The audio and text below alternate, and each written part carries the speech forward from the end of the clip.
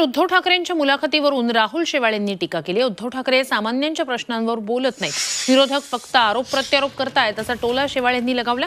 तर ठाकरेंना माझा पराभव करण्यासाठी गल्लोगल्ली फिरावं लागतंय, हेच माझ्या विजयाचं गणित आहे असं शेवाळेंनी म्हटलंय।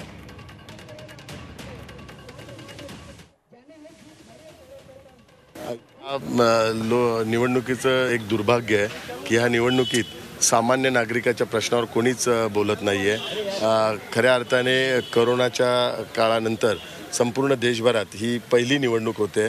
कोणी रिप्रेझेंट पण करत नाही आणि कोणी बोलत नाही, केवळ एकमेकावर आरोप प्रत्यारोप चालू आहे। कोणी त्यांच्या कोरोनाच्या स्थितीत त्यांची काय हालत होती आणि कोरोनानंतर त्यांची काय हालत होती, ज्या नागरिकांची, जे आपले मतदार आहे त्याच्याबद्दल कोणीच भाष्य करत नाही। माझा पराभव करण्याकरता आदरणीय उद्धव साहेबांना गलीगलीमध्ये फिरावं लागतंय, हाच माझ्या विजयाचं गणित आहे आणि त्यातच माझा विजय झालेला आहे।